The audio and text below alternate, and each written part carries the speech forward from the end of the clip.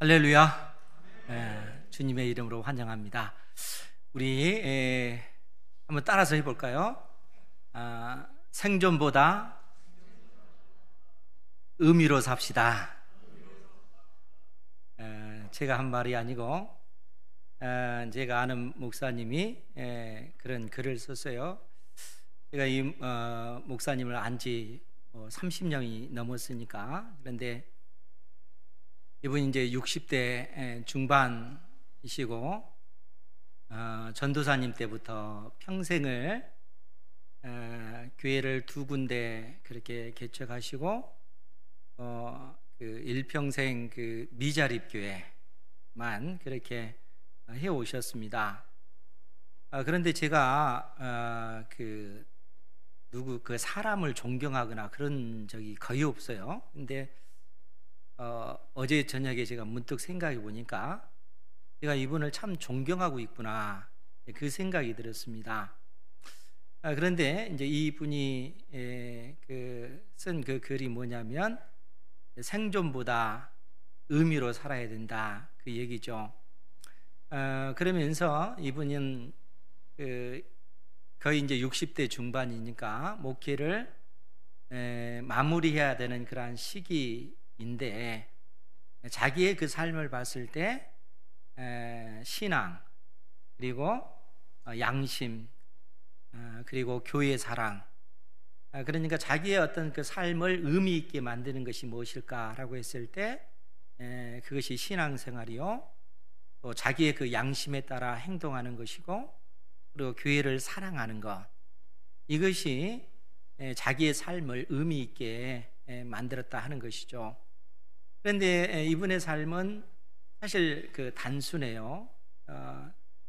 제가 청년 때 이분이 그 늘상 새벽 기도하는 그 모습을 보면 늘상 기도하시는 분이고, 또 말씀을 깊이 그 묵상에 들어가면서 정말 생명력 있는 그런 말씀을 전해주신 분이십니다. 그리고 재능도 굉장히 뛰어나신 분이에요. 그리고 정말 겸손하시고 잘 섬기시는 분, 참 그러한 목회자가 참 드물다라고 하는 생각이 들 정도입니다. 그런데 하나님께서 일평생 이분에게 다양한 어떤 그러한 은혜를 주셨지만 교회를 성장시키고 하는 그러한 그 은혜는 주지 않으셨어요. 그러니까 목회를 마무리하는 그러한 시점에 있음에도 불구하고 여전히 본인이 시험을 받는 것이 생존과 의미 사이에 시험을 받는다는 것이죠. 그러니까 그 60대 중반 목회를 마무리할 그러한 시기면 노후 걱정도 되잖아요. 생존의 문제가 늘상 있지만, 그럼에도 불구하고 그러한 생존의 문제를 해결하기 위해서 불의한 방법이나 비신앙적인 그러한 삶을 택하지 아니하고 늘 하나님 앞에 엎드려서 하나님의 뜻을 구하고 하나님의 말씀에 순종하는 그러한 삶을 살아가더라는 것이죠. 더더구나 이분이 그 몇 년 전에 아주 크게 아파가지고 거의 그 하나님 앞에 불려 가실 뻔했는데 그래도 살아난 겁니다. 그런데 그것으로 인해서 기억에 많은 부분을 잊어버렸어요.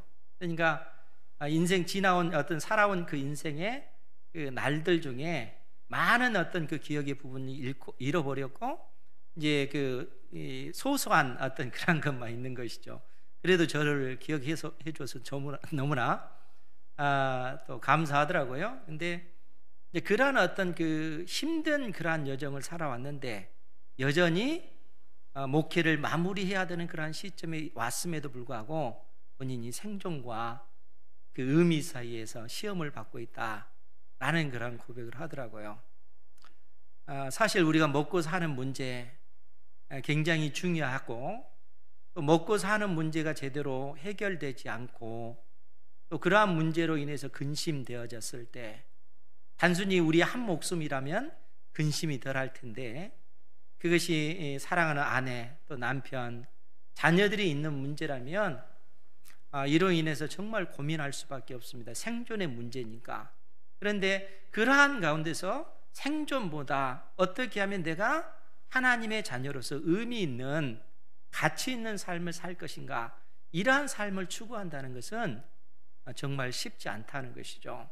그런데 하나님께서 택한 자녀인 우리를 향해서 내가 너를 알고 있다, 네 마음의 그 고민도 알고 있다, 너의 삶의 형편도 내가 알고 있다, 오늘 주님께서 우리에게 그처럼 말씀하고 계십니다. 그리고 염려하지 말아라, 두려워하지 말아라, 하나님의 약속의 말씀을 붙잡고 다시 일어서야 된다, 주님께서 말씀하고 계십니다. 이 믿음 가운데 여러분들의 삶을 하나님 앞에 드리는 은혜가 있기를 주님의 이름으로 축원드립니다. 오늘 하나님께서 주신 말씀은 스가랴서 말씀입니다. 스가랴 선지자는 학계 선지자와 동시대에 활동했던 그러한 선지자죠.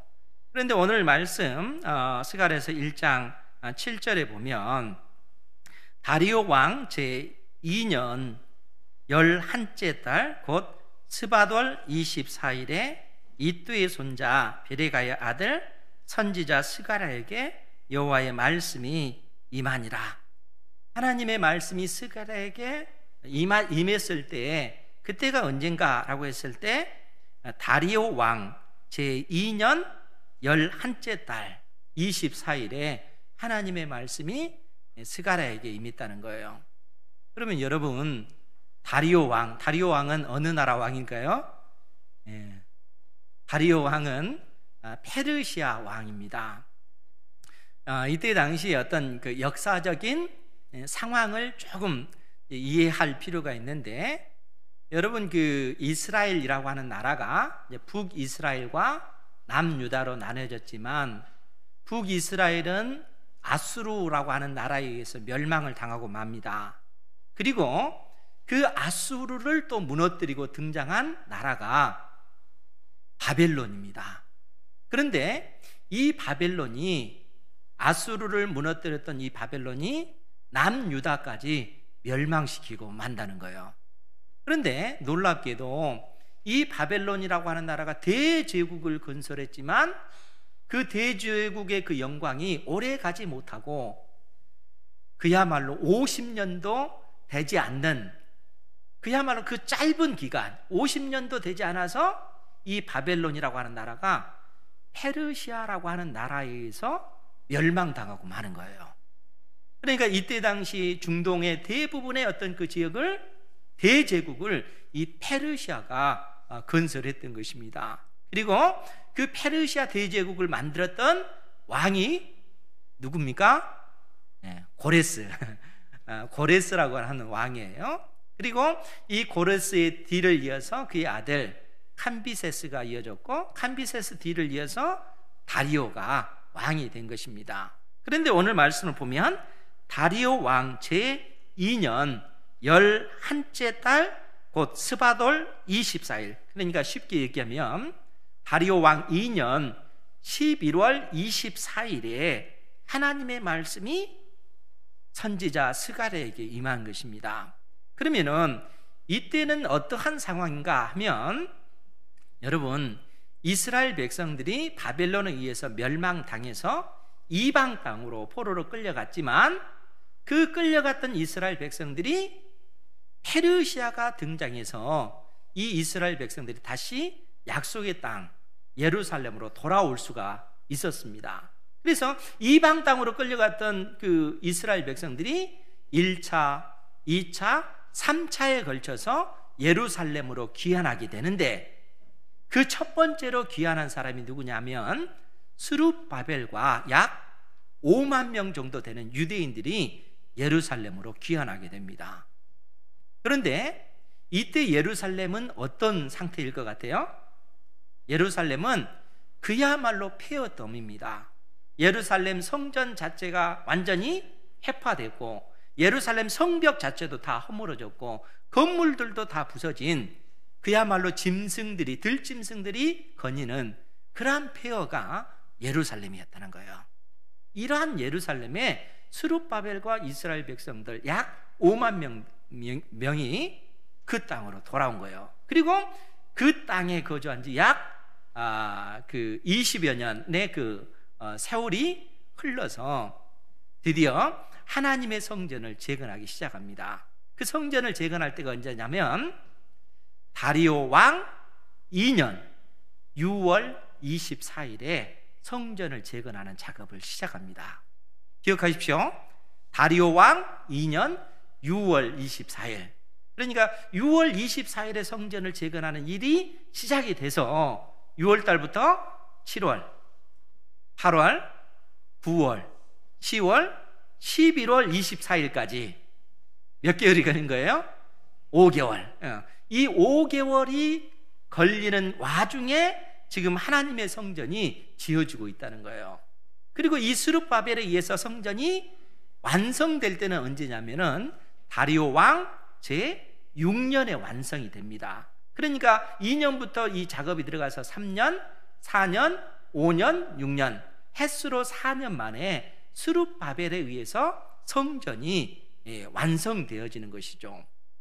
그런데 하나님께서 이스라엘 백성들에게 이 스가랴 선지자를 통해서 말씀을 주시면서 특별히 스가랴서 1장부터 6장까지 하나님께서 이 스가랴 선지자에게 8개의 환상을 보게끔 해주셔요. 8개의 환상을 보여주면서 왜 이스라엘 백성들에게 성전이 있어야 되는지, 그리고 그 성전의 의미가 무엇인지 하나님께서 스가랴 선지자에게 말씀해 주고 있다는 거예요. 그리고 그 환상의 첫 번째 내용이 오늘 이처럼 기록된 것입니다. 그렇기 때문에 오늘 그 환상의 내용을 좀 살펴보면 8절 말씀에 보면 8절 말씀 제가 읽어드립니다. 내가 밤에 보니 한 사람이 붉은 말을 타고 골짜기 속 화석류 나무 사이에 섰고 그 뒤에는 붉은 말과 자줏빛 말과 백마가 있기로. 즉 스가랴 선지자가 환상을 봤는데 한밤중에 환상을 봤다는 거예요. 한밤중에 환상을 봤는데 그것도 깊은 골짜기, 그것도 그 골짜기뿐만 아니라 거기에 화석류 나무가 있는데 이 화석류 나무 사이로 한 사람이 붉은 말을 타고 있고 그 뒤로는 붉은 말, 또 자줏빛 말, 백마가 등장하더라는 거예요. 그러니까 말만 있는 것이 아니고 그 말 탄 사람들도 함께 있는 것입니다. 그런데 우리가 이제 생각해야 될 것이 뭐냐면 그 한밤중에 그것도 골짜기 속 화석류 나무라고 하는 거예요. 화석류 나무는 보통 그 자라면 5m 정도 그렇게 자라난다고요. 5m 정도. 그러니까 그 가지가 그 화석류 나무 자체가 그 이파리가 굉장히 많습니다. 굉장히 많고 만약에 그게 뭐 크기가 5m까지 자란다면은 그 골짜기 속에, 그것도 한밤중에 골짜기 속에 화석류 나무 사이에 이 말탄 자들이 있으면 그게 잘 보이겠습니까? 잘 보이지 않겠죠. 그러니까 하나님께서 그러한 환상을 지금 스가랴 선지자에게 보여주시는 것입니다. 그러면 우리가 생각하기에 도대체 저 환상이 의미하는 바가 무엇이지? 이런 생각이 들잖아요. 그렇기 때문에 스가랴 선지자도 이러한 어떤 환상을 보고 나서 9절에 뭐라고 얘기를 하냐면 내가 말하되 내 주여 이들이 무엇이니까? 이 말들과 말탄 자들이 의미하는 바가 무엇입니까? 라고 하니 내게 말하는 천사가 내게 이르되 이들이 무엇인지 내가 내게 보이리라. 하나님께서 지금 그 스가랴 선지자에게 이 말과 말탄 자들이 의미하는 바가 무엇인지 알게끔 해주시겠다라고 얘기하는 겁니다. 그러니까 여러분들도 이제 기억을 하셔야 돼요. 이 말과 말탄 자들이 의미하는 바가 무엇이지? 우리도 이런 생각을 해야 되잖아요. 지금 하나님께서 이러한 사실을 우리에게 일깨워 주시겠다라고 이야기를 합니다. 그러면서 10절에 뭐라고 얘기하냐면 우리 10절 말씀을 같이 한번 보겠습니다. 10절 시작. 화석류 나무 사이에 선 자가 대답하여 이르되 이는 여호와께서 땅에 두루 다니라고 보내신 자들이니이다. 아멘. 화석류 나무 사이에 선 자가, 즉 화석류 나무 사이에 선자가, 이 선자는 붉은 말을 타고 있었잖아요. 그리고 이 붉은 말을 탄 뒤로는 또 붉은색 말, 자준색 말, 또 백말을 탄 자들이 함께 어울려져 있는 것이죠. 그런데 화석류 나무 사이에 선자가 대답하면서 하는 얘기가, 이는 여호와께서 땅에 두루 다니라고 보내신 자들이니다. 이렇게 이야기를 한다는 거예요. 여러분, 이 고대 페르시아 지역에 그 기마 순찰대라고 하는 그 순찰대가 있었다고 합니다. 그러니까 페르시아라고 하는 나라가 대제국이잖아요. 대제국이다 보니까 이 페르시아가 수많은 나라들, 민족들을 정복해서 이 대제국을 건설한 것입니다. 그러면은 페르시아 왕이 이 다른 어떤 민족들, 나라들 어떻게 통치를 하겠어요? 그때 당시는 오늘날처럼 뭐 TV가 있는 것도 아니잖아요. 인공위성을 통해서 다 살피는 것도 아니잖아요. 그렇기 때문에 이때 당시 그들을 통치하기 위해서, 또 어디에서 반란이 일어났는지 일어나지 않는지 이러한 것을 살피기 위해서 기마 순찰대가 있었다는 거예요. 그들이 그야말로 말을 타고 그 대제국을 그렇게 거니는 겁니다. 그것도 은밀하게 다녀야 되겠죠. 그렇지 않겠어요? 은밀하게. 그래서 마치 한밤중에 화석류 나무 사이에 숨어 있는 이 말탄 자들처럼 이 기마 순찰들도 그렇게 은밀하게 그렇게 순찰을 하는 것입니다. 그래서 각 나라와 민족들이 어디에서 반역을 일으키지 않는지 그걸 살피는 거예요. 그러니까 그러한 것을 우리가 염두에 두고 오늘 그 10절 11절 말씀을 보면 그 내용이 이해가 되죠. 그러니까 10절 말씀을 다시 보면, 화석류 나무 사이에 선자가 대답하여 이르되 이는 여호와께서 땅에 두루 다니라고 보내신 자들이니이다. 그러니까 하나님께서도 온 우주의 주인이시고 온 우주의 왕이신 모든 나라와 민족들을 통치하시는 하나님께서도 모든 나라를 살피시는 분이시다는 거예요. 나라들만 살핍니까? 하나님께서 택한 자녀인 우리를 살피시고 여러분들의 아픔과 또 슬픔과 그 고통을 다 살피시는 분이시죠. 우리 하나님은 그런 분이시다는 거예요. 그러니까 지금 화석류 나무 사이에 선자가 이처럼 이야기를 하니까 11절 말씀에 보면 그들이, 즉 말탄 자들이 화석류 나무 사이에 선 여호와의 천사에게 보고를 합니다. 뭐라고 보고를 하냐면 말하되 우리가 땅에 두루 다녀보니 온 땅이 평안하고 조용하더이다. 그러니까 온 세상을 순찰했을 때, 그 페르시아라고 하는 대제국을 살폈을 때 온 땅이 평안하고 조용하더이다, 이렇게 보고를 하고 있더라는 겁니다. 그러면 왜 이러한 보고가 이루어지는가 하는 것을 생각을 해야 되는데, 왜냐하면 이러한 보고를 받은 여호와의 천사가 12절에서 뭐라고 얘기를 하냐면, 여호와의 천사가 대답하여 이르되 만군의 여호와여, 여호와께서 언제까지 예루살렘과 유다 성읍들을 불쌍히 여기지 아니하시려 하나이까? 이를 노하신 지 70년이 되었나이다. 이처럼 말하기 때문에 그렇습니다. 무슨 얘기입니까? 지금 화석류 사이에 서 있는 이 그 말탄 자, 여호와의 천사라 일컬어지는 이 사람들이 뒤에 있는 그 말탄 자들에게 보고를 받은 겁니다. 온 땅을 우리가 두루 감찰해 봤는데 온 땅이 조용하더이다, 이런 보고를 받고 나서 이 여호와의 천사가 여호와께, 하나님께 얼굴을, 제가 표현하자면 얼굴을 정색을 하면서 하나님 앞에 항의하듯이 이 말씀을 하시는 거예요. 만군의 여호와여, 여호와께서 언제까지 예루살렘과 유다 성읍들을 불쌍히 여기지 아니하시려 하나이까? 이를 노하신 지 70년이 되었나이다. 지금 이렇게 얘기하는 겁니다. 여러분, 페르시아라고 하는 그 대제국이 그 안정적인 그런 어떤 그 나라를 이루기까지 사실 쉽지 않았습니다. 대제국을 건설한 그 왕이 고레스 왕인데, 이 고레스 왕이 사실 비참하게 죽음을 당했어요. 북방에 있는 스키타이라고 하는 나라를 공격하다가 그 나라는 여왕이 통치했는데, 그 나라와 전쟁하는 그 와중에 전쟁이 피하게 되었고, 고레스 왕은 이 전쟁에서 죽임을 당하게 됩니다. 그 기록에 의하면 목배임을 당한 상태, 목이 잘린 상태로 비참하게 그 생을 마감을 했습니다. 그래서 어쩔 수 없이 그의 아들 캄비세스가 왕이 되었지만, 그 캄비세스가 왕이 됐지만 6년밖에 통치를 못했어요. 왜냐하면 그 대제국은 이루어졌지만 곳곳에서 반란이 일어나고, 더더구나 애굽 땅에서도 반란이 일어난 거예요. 그러니까 이 캄비세스가 이 애굽 땅의 그 반란을 진압하기 위해서 군대를 이끌고 와서 그 땅을 다시 진압을 했습니다. 이 애굽, 오늘날 이집트요. 이집트의 그 반란을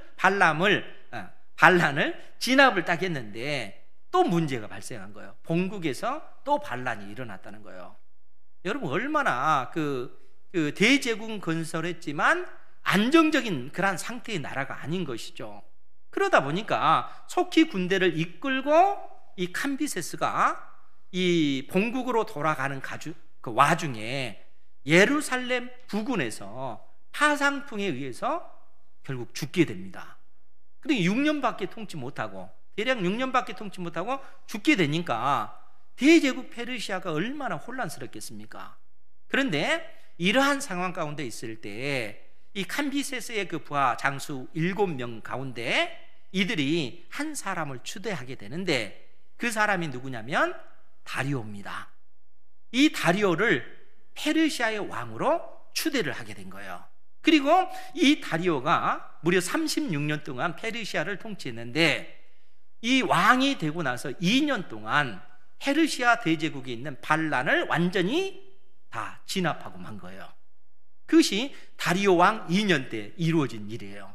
그러니까 이 페르시아라고 하는 그 나라를 그야말로 안정적인 그런 나라, 대제국답게 그 어떤 위엄을 세운 왕이 누구냐면 다리오라는 거예요. 36년 동안 다양한 제도를 통해서 그야말로 막강한 대제국으로서의 그 나라를, 그 기틀을 만든 왕이 다리오라는 거예요. 대단한 왕입니다. 그러니까 다리오 왕 2년 때는 그야말로 반란이 다 진압이 되고 평온한 상태가 된 겁니다. 그러니까 여호와의 그 사자들이 여호와의 천사에게, 이 말탄자들이 여호와의 천사에게 보고를 할 때 온 땅을 두루 다니면서, 우리가 땅에 두루 다녀보니 온 땅이 평안하고 조용하더이다. 이 대제국이 안정이 되었습니다. 그러한 의미입니다. 그러자 여호와의 천사가 하나님 앞에 그 보고를 받은 화석류 그 나무 사이에 선 여호와의 천사가 보고를 받고 나서 하나님 앞에 항의하듯이 한 말이 12절 말씀이라는 거예요. 뭐라고 얘기합니까? 다시 한번 보면, 만군의 여호와여, 여호와께서 언제까지 예루살렘과 유다 성읍들을 불쌍히 여기지 아니하시려 하나이까? 이를 노하신 지 70년이 되었나이다. 여호와의 천사가 이처럼 말씀하신 이유가 있습니다. 그것이 왜 그런가 하면, 하나님께서 이미 이스라엘 백성들에게 약속하신 말씀이 있기 때문에 그래요. 하나님께서 예레미야 선지자를 통해서 이 약속을 주셨는데, 우리 예레미야서 25장 말씀을 함께 찾아보도록 하겠습니다. 구약 성경 190페이지예요. 1090페이지입니다. 예레미야서 25장 1090페이지. 예레미야서 25장 9절 말씀에 보면, 안 찾으신 분들은 잘 들으시기 바랍니다. 거기에 보면, 보라, 내가 북쪽 모든 종족과 내 종 바벨론 왕 느부갓네살을 불러다가 이 땅과 그 주민과 사방 모든 나라를 쳐서 진멸하여 그들을 놀램과 비웃음 거리가 되게 하며 땅으로 영원한 폐허가 되게 할 것이라. 즉 하나님께서 이스라엘 백성들이, 범죄한 이스라엘 백성들을 진멸하셔서 바벨론에 의해서 멸망시키겠다 하시면서 이 말씀을 주시는 것입니다. 11절 말씀도 보겠습니다. 예레미야서 25장 11절, 이 모든 땅이 폐허가 되어 놀랄 일이 될 것이며 이 민족들은, 즉 이 민족들은 이스라엘뿐만 아니라 이스라엘 주변에 있는 수많은 그러한 민족들은 70년 동안 바벨론 왕을 섬기리라. 하나님께서 바벨론이라고 하는 나라를 통해서 이스라엘뿐만 아니라 주변에 있는 모든 민족들까지 심판하시겠다라고 말씀하시는 거예요.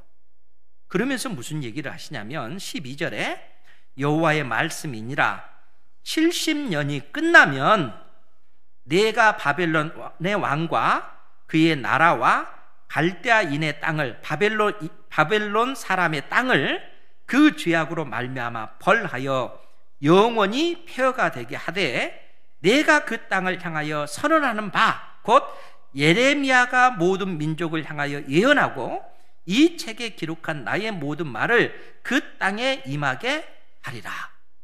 여러분, 이 말씀의 의미를 여러분들 새기셔야 돼요. 무슨 얘기냐면 하나님께서 이미 예레미야 선지자를 통해서 약속해 주신 그 약속의 말씀이 뭐냐면 이스라엘 백성들이, 하나님 앞에 범죄한 이스라엘 백성들이 바벨론에 의해서 멸망당하고 그들이 이방 땅에서 70년 동안 하나님의 그 징계, 하나님의 심판을 받게 될 것이라는 거예요. 그런데 여기서 끝나지 않고 70년이 끝나면 하나님께서 크신 권세와 능력으로 이 바벨론을 심판할 것이고 이스라엘 백성들을 다시 회복하실 것이다 하는 놀라운 약속을 해주고 계시는 것입니다. 하나님께서 이스라엘 백성들을 회복시켜 주시겠다는 거예요. 70년의 이 징계를 통해서 그래서 끝, 이게 아니고 70년 이후에는 하나님께서 너희들을 심판했던 바벨론을 하나님께서 친히 심판하실 것이고 너희들을 다시 회복시켜 주시겠다, 이 약속을 주셨다는 거예요. 그런데 문제는 뭡니까? 지금 하나님께서 스가랴 선지자를 통해서 보여주신 환상이 뭐냐면은 지금 70년이 다 된 것 아닙니까? 그런데 여전히 그 이스라엘 백성들을 지배하고 있는 나라는 페르시아요. 그들은 여전히 평안한 가운데 있는 것 아닙니까? 하나님의 약속의 말씀대로 하면 하나님께서 바벨론뿐만 아니라 이 페르시아도 멸망시키시고 이스라엘 백성들을 회복시켜 주셔서 정말 하나님의 백성답게 살아갈 수 있는 그 은혜를 그들이 누려야 되는 것 아닙니까? 지금 여호와의 천사가 하나님 앞에 이 항의를 하는 거예요. 하나님께서 이미 그처럼 약속해 주셨는데 왜 약속을 지키지 않는 것입니까? 라고 이야기를 하는 겁니다. 여호와의 천사가 이러한 어떤 그 고백을 하나님께, 여호와께 고백을 하니까 13절에 여호와께서 친히, 오늘 스가랴서 1장 13절입니다. 다시 돌아가서 스가랴서 1장 13절 말씀에 보면 여호와께서 내게 말하는 천사에게 선한 말씀, 위로하는 말씀으로 대답하시더라. 여호와께서 내게 말하는 천사에게 선한 말씀, 위로하는 말씀으로 내게 대답하시더라. 여러분, 선한 말씀이 뭡니까? 위로하는 말씀이 뭘까요? 여호와께서 스가랴 선지자에게 말하는 그 이 천사에게 선한 말씀, 위로의 말씀을 전해준다는 거예요. 여러분, 이 선한 말씀이라고 하는 것이 다른 것 아니에요? 예레미야서 29장 10절 말씀에 보면, 제가 읽어드릴 테니까 잘 들으시기 바랍니다.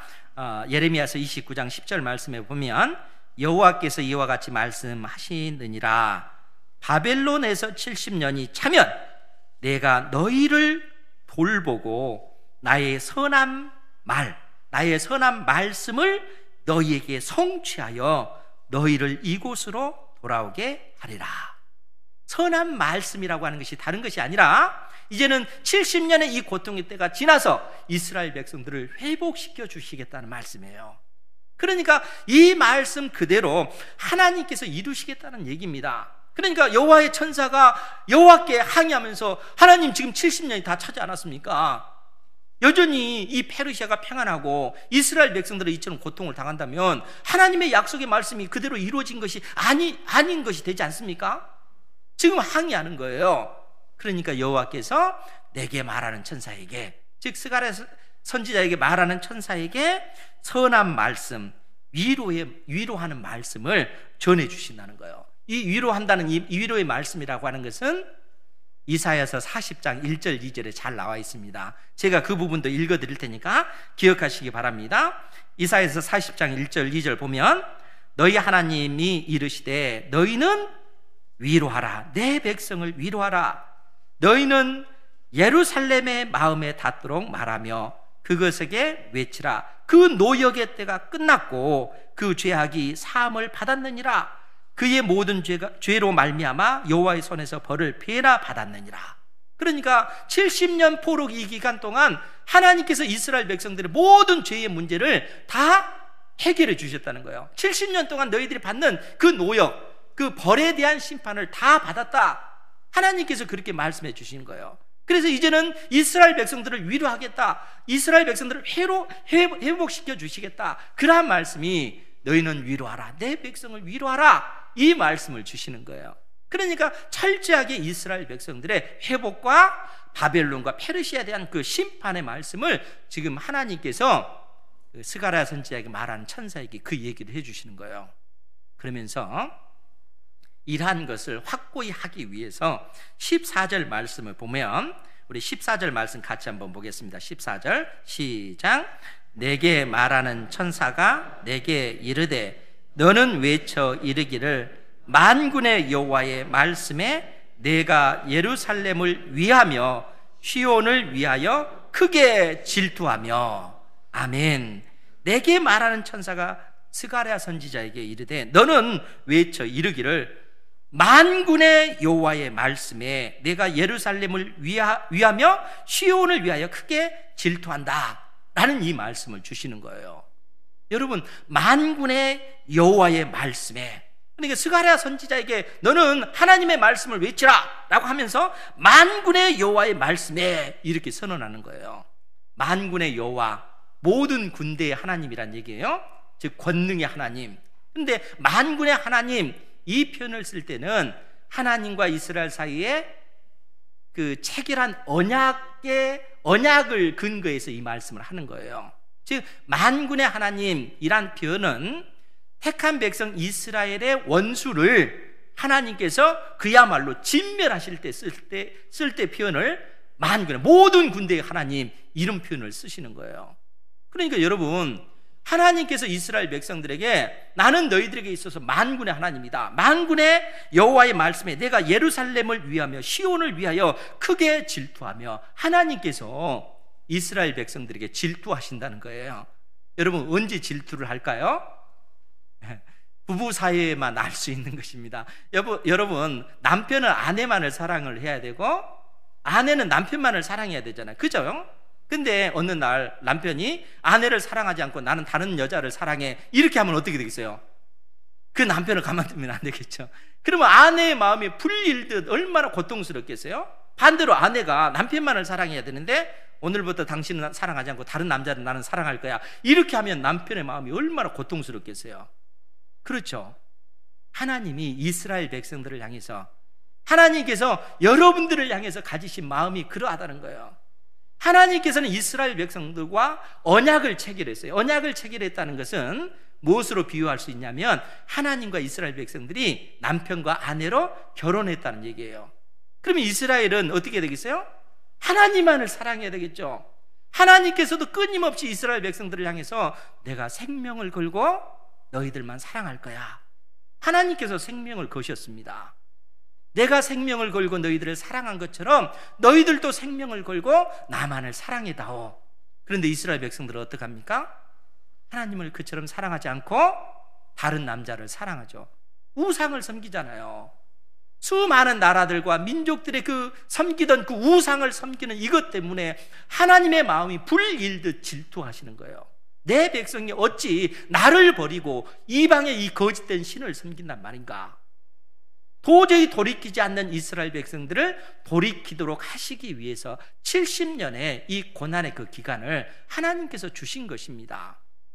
그러니까 이스라엘 백성들을 향한 그 질투, 그 언약의 그 하나님께서 이스라엘 백성들을 자기의 마음으로 돌이키도록 하기 위해서 인생의 그 고난을 두시고 이제 만군의 여호와 하나님께서 이스라엘을 위해서 싸우시겠다. 질투하시는 하나님께서 이스라엘을 위해서 싸우시겠다 이렇게 말씀하시는 거예요. 그러면서 뭐라고 얘기합니까? 스가랴서 1장 15절 말씀, 아니란 여러 나라들 때문에 심히 진노하나니 나는 조금 노하였거늘 그들은 힘을 내어 고난을 더하였습니다. 무슨 얘기입니까? 하나님께서 이스라엘 백성들을 향해서 가지셨던 그 종아리의 채찍을 열대 때리기로 작정했는데, 하나님께서 징계의 그 도구로 쓴 이 바벨론과 페르시아 이 나라들은, 이 열방들은 이스라엘 백성들 거의 거반 죽도록 그렇게 두들겨 팼다는 거예요. 그러니까 그 모습을 본 하나님의 마음은 어떻겠어요? 너무너무 고통스러운 거예요. 내가 열대만을 명령했는데 너희들은 내 아들을, 내 사랑하는 자녀를 거의 죽게 만들었구나. 그러니까 하나님께서 분노하시는 거예요. 만군의 여호와 하나님께서 그러한 어떤 그들의 그 악을 그대로 내버려 두지 않겠다는 거예요. 그 표현이 오늘 15절에 있는 말씀입니다.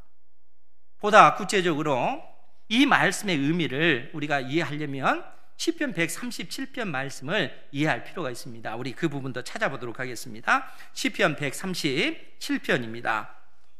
우리 구약 성경 903페이지에 있어요. 시편 137편은 이스라엘 백성들이 바벨론 땅으로 포로로 끌려가서 바벨론의 수많은 강변들, 그발 강가에서 그 고향을 그리워하면서 부른 노래입니다. 137편 1절 말씀에 보면, 우리가 바벨론의 여러 강변 거기에 앉아서 시온을 기억하며 울었도다. 시온, 고향을 그리워하면서 이 강변에서 눈물을 흘렸다는 얘기죠. 그 중에 버드나무에 우리가 우리의 수금을 걸었나니. 왜 버드나무에 수금을 걸었겠어요? 그들이 너무나 슬프기 때문에, 고통스럽기 때문에 그 노래를 부를 수 없는 그러한 상황인 것이죠. 그런데 이 바벨론 사람들이 그러한 이스라엘 백성들에게 강제적으로 너희들은 우리의 그 기쁨을 위해서 노래 한번 불러봐, 너희들이 그 시온에서 불렀던 한번 노래 한번 불러봐, 이렇게 얘기한다는 거예요. 그러니까 그 3절 말씀에 보면, 이는 우리를 사로잡은 자가 거기서 우리에게 노래를 청하며 우리를 황폐하게 한 자가 기쁨을 청하고 자기들을 위하여 시온의 노래 중 하나를 노래하라 함이로다. 여러분, 노래를 부를 마음이 있겠어요? 없죠. 그런데 부르겠습니까? 안 부르겠습니까? 부를 수밖에 없죠. 왜냐하면 이 바벨론 사람들이 그 강압적으로 그렇게 하니까. 그러니까 그들은 그 고통 속에서도 그들의 그 기쁨을 위해서 즐거운 노래를 부를 수밖에 없는, 그처럼 비참한 그러한 상황 가운데 있다는 거예요. 바벨론 사람들이 얼마나 많은 악을 자행했냐면 8절 9절 말씀입니다. 우리 8절 말씀 우리 같이 한번 볼까요? 8절 시작. 멸망할 딸 바벨론아, 내가 우리에게 행한 대로 내게 갚는 자가 복이 있으리로다. 아멘. 이스라엘 백성들이 바벨론 사람들을 향해서 멸망할 딸 바벨론아, 내가 우리에게 행한 대로 내게 갚는 자가 복이 있으리로다. 너희들이 우리에게 행한 그대로 너희들이 그대로 갚음 받기를 원한다. 그러면 이 바벨론 사람들이 이스라엘 백성들에게 행한 일이 무엇일까요? 그 9절에 나와 있어요. 9절 말씀에 보면, 내 어린 것들을 바위에 메어치는 자는 복이 있으리로다. 무슨 얘기입니까? 이스라엘 백성들의 그 어린 그 자녀들 있잖아요. 바벨론 이 군대들이 그 예루살렘을 공격해서 수많은 사람들을 죽이면서 그 어린 아이들, 그 젖먹이 아이들 얼마나 그 가련합니까? 그런데 그 아이들까지 다 죽이는데 어떻게 죽인다고요? 그 아이의 두 발을 잡고 바위에 메어 치는 거예요. 그러니까 그러한 어떤 그 비참함을, 그러한 그 고통을 이스라엘 백성들이 다 당하는 거예요. 그러니까 그러한 어떤 부모들이 그발 강가에서, 이 바벨론의 수많은 강변가에서 끌려와서 있을 때 그 원수들이 자기들의 그 기쁨을 위해서 노래를 부르러 갈 때 그 부모의 그 심정이 얼마나 애가 끓는 그러한 고통이겠는가 하는 거예요. 그러한 그 아픔을 그들은 다 당하고 있는 겁니다. 그러니까 하나님께서 정하신 그 징계의 한계를 넘어서서 일한 악을 그 이방 나라들이 자행한 것입니다. 그러니까 하나님께서 그러한 사실을 지금 언급하고 있는 거예요.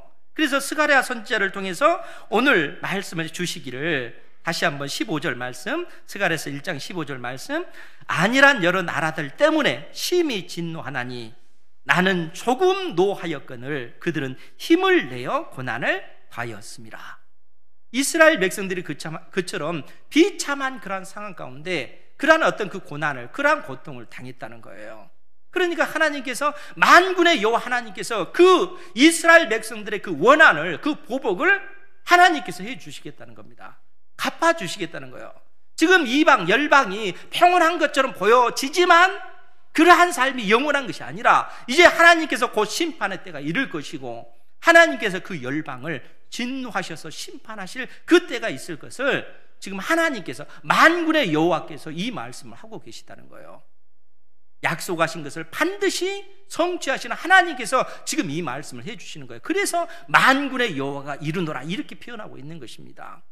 하나님께서 반드시 그 일들을 이루시겠다는 거예요. 사랑하는 성도 여러분, 하나님께서는 우리의 마음을 다 알고 계십니다. 여러분들의 속에 있는 생각까지 다 아시는 분이세요. 우리 여호와 하나님께서 스가랴 선지자에게 환상을 보여줄 때 한밤중 깜깜한 그 밤에, 그것도 골짜기 속에 화석류 나무가 그냥 그야말로 잎사귀로 다 가려진 그 틈새에 그 화석류 나무 사이에 붉은 말과 탄 자들을, 그 배후에 수많은 말 탄 자들이 있잖아요. 하나님께서 온 세상을 살피고 계시듯이 하나님께서는 택한 자녀들의 마음의 그 상태를 다 살피고 계시다는 거예요. 우리 중심을 보고 계시다는 겁니다. 사실 저에게 그 서두에 말씀을 드렸던 그 60대 그 중반에 그 목사님이, 제가 젊은 날 인생이 방황하고 예수님 처음 믿었을 때 저에게 말씀을 가르쳐 주셨던 분이세요. 성경을 어떻게 볼 수 있는지 그 안목을 열어주신 그 목사님입니다. 그러니까 저에게는 정말 그 의미 있는 분이세요. 그러니까 그분의 어떤 그 목회 전 삶을 그분이 되돌아봤을 때 사실 남은 것이 별로 없잖아요. 그러니까 뭐 그 큰 교회를 이 섬겼던 것도 아니고 일평생을 미자립 교회에 그렇게 섬기시고, 그처럼 능력 있고 또 그처럼 그 겸손하고 인격적으로 훌륭하시고요.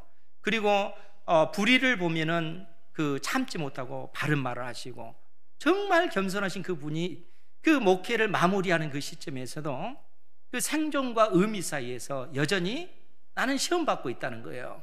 시험받고 있다. 그러니까 어떻게 하면 내가 의미 있는, 내 인생이 의미 있는 삶을 살 수 있을 것인가. 우리 사람의 눈으로 봤을 때 아무것도 이뤄놓은 것이 없는 것처럼 보여지잖아요. 그런데 제가 봤을 때 그분은 대단하신 분이십니다. 왜 그렇습니까? 저라고 하는 한 사람의 인생의 의미를 완전히 바꾸신 분이에요. 삶의 의미, 삶의 가치를 발견케 해주신 분이 그분이시기. 이럴 때는 꼭 그냥 그래요. 저에게 있어서는 그런 분이셔요. 그러니까 그분의 인생이 무가치한 인생이 아니라 정말 의미 있는 그런 그 인생을 살아오신 것이죠. 저뿐만 그렇겠습니까? 지금까지 그분을 거쳐간 수많은 사람, 그 교회에 머물러 있지 않고 그분을 거쳐간 수많은 사람들에게 나름대로 인생의 의미와 그 가치를 심어줬다는 거예요. 그런데 그 겉모습을 봤을 때 아무것도 남는 것이 없는 것처럼 보여지잖아요. 그런데 우리 하나님께서는 여전히 그 모든 것을 다 보고 계시다는 거예요. 그 중심을 보고 계시다는 거예요. 그가 이 땅에서 아무것도 이룬 것이 없는 것처럼 보여지고, 인생의 그 노년에 생존의 문제까지 염려될 수 있는 그러한 절박한 상황 속에 있는 그 가운데서도 하나님께서는 그 속에 있는 생각을 아시고, 하나님께서는 그 아픔을 아시고 그 고통을 아시고 위로하시면서 그러한 가운데서도 약속의 말씀을 견고히 붙잡고 믿음으로 나아가야 된다, 이렇게 말씀하고 계시는 거예요. 만군의 여호와 하나님께서 이르시되, 이렇게 말씀하고 계시는 것이죠. 그러니까 이스라엘 백성들 그 포로된 그 땅에서 돌아와서 그 땅에 돌아온 그 땅에서 폐허같은 그 예루살렘에서 다시 새 삶을 하면서 그 성전을 재건할 때 그들이 얼마나 힘들겠습니까? 쉬운 삶은 아니죠. 고통스러운 삶이라는 거예요. 그리고 과연 이 성전을 짓는 이 일들을 우리가 감당해야 되는가? 그러한 어떤 절망적인 생각이 들 때 하나님께서는 그들의 삶의 형편과 처지를 다 아신다는 거예요. 생존의 문제, 또 적들의 어떤 그 공격을 통해서 그 위협받는 그러한 위기, 하나님께서는 그 모든 걸 다 아신다는 거예요. 그럼에도 불구하고 너희들이 그 상황 속에서 낙심하지 말아라, 무너지지 말아라, 약속의 말씀을 붙잡고 이겨내라. 하나님은 만군의 여호와시다는 거예요. 하나님께서는 모든 것을, 하나님의 약속하신 말씀을 반드시 성취하시는 분이시다는 겁니다. 70년 이후에 이스라엘을 회복해 주시겠다는 그 약속을 반드시 성취하시는 분이시다는 것이죠. 그렇기 때문에 16절 이하의 말씀에 뭐라고 얘기합니까? 그러므로 여호와가 이처럼 말하노라. 내가 불쌍히 여김으로 예루살렘에 돌아왔은즉 내 집이 그 가운데 건축되리니 예루살렘을 위해 먹줄이 쳐지리라. 만군의 여호와의 말이니라. 하나님께서 이스라엘을 불쌍히 여기시고 하나님께서 이 예루살렘으로 오셨다는 거예요. 너희들만 온 것이 아니라 하나님께서 오셨다는 겁니다. 그리고 하나님의 성전이 지어질 것이고 단순히 하나님의 성전뿐만 아니라 예루살렘 위에 먹줄이 쳐지리라. 예루살렘에 수많은 집들이 지어질 것을 말씀하고 있는 겁니다. 예루살렘뿐만 아니라 수많은 성읍들이 지어질 것을 말씀해 주고 있습니다. 그렇기 때문에 17절에서 그가 다시 외쳐 이르기를 만군의 여호와의 말씀에 나의 성읍들이 넘치도록 다시 풍부할 것이라. 여호와가 다시 시온을 위로하며 다시 예루살렘을 택하리라 하라 하니라. 아멘.